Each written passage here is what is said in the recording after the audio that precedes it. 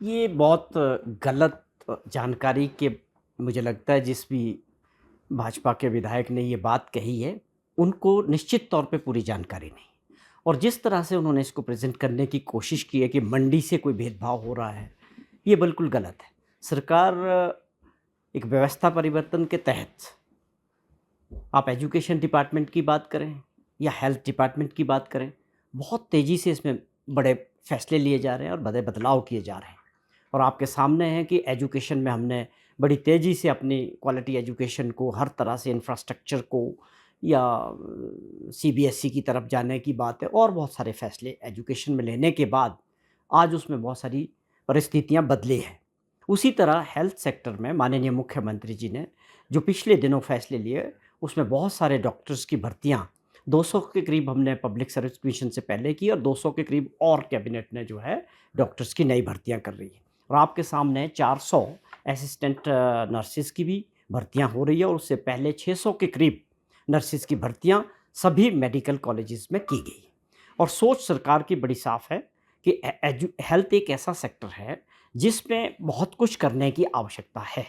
और उसी के मद्देनज़र पहले आप समझें कि पहला राज्य हिमाचल प्रदेश बना देश के अंदर, जिन्होंने 3000 करोड़ रुपए का एक ऐसा प्रोजेक्ट तैयार किया है भारत सरकार के साथ, जाइका के साथ मिलके, जिसमें जितनी भी पुरानी मशीनें हैं जो वर्षों पुरानी थी, या आप रोबोटिक सर्जरी की बात आप करते हैं, ये सारा एक बड़ा प्रोजेक्ट जो देश के अंदर पहला राज्य, छोटा राज्य होने के बावजूद हमने तैयार किया है। और उसके तहत पूरे प्रदेश के अंदर हेल्थ सेक्टर में बहुत बड़ा चेंज होने वाला है और हर जगह नई मशीनरीज़ के साथ गाँव तक हेल्थ सर्विसेज को मजबूत करने की कवायद हमारी सरकार ने और मुख्यमंत्री जी ने शुरू की है।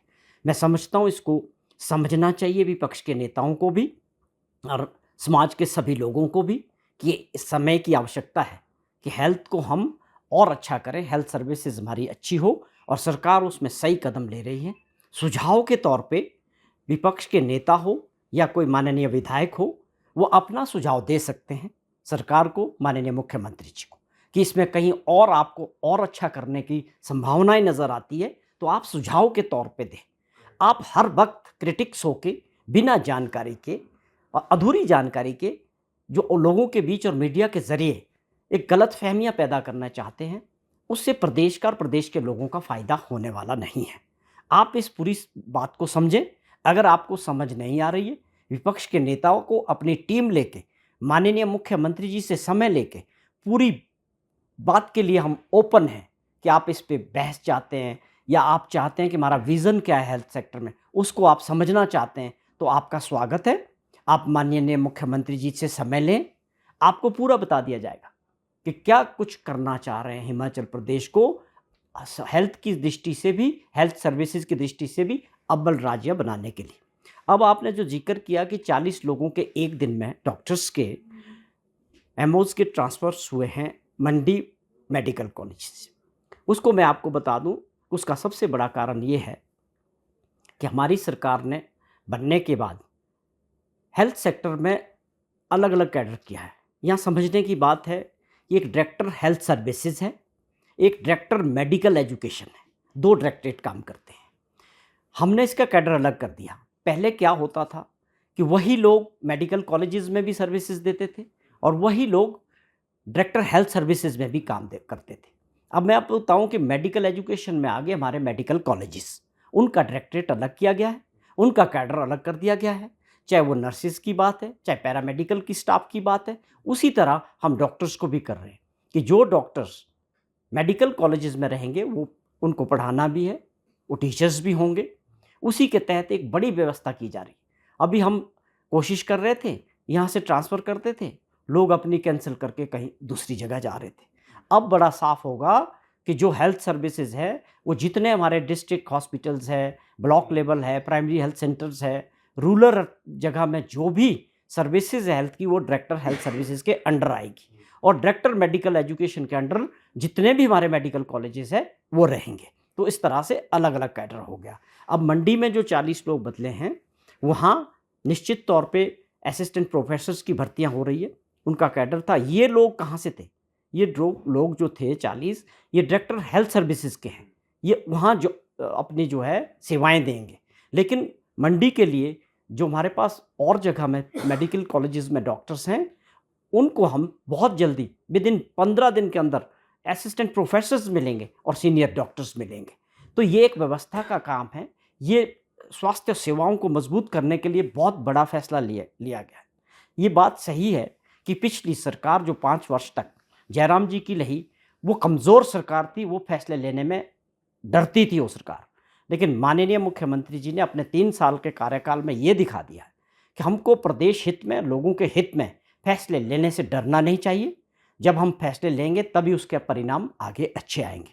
तो आप जो ये क्रिटिक्स लोग हैं, वो थोड़ा इंतज़ार करें और इसके जो रिजल्ट्स आने वाले हैं आपके सामने होगा कि आप अभी भी शुरू हो गया है कि हेल्थ सर्विसेज में नई टेक्नोलॉजीज़, नई मशीन्स, जिसकी कल्पना नहीं कर सकता हिमाचल जैसा छोटा राज्य, आज वो मिल रही है। आज रोबोटिक सर्जरी से सैकड़ों लोगों के ऑपरेशंस हो रहे हैं, सर्जरीज हो रही है, चाहे वो चामियाना की बात करें, चाहे वो टांडा की बात करें।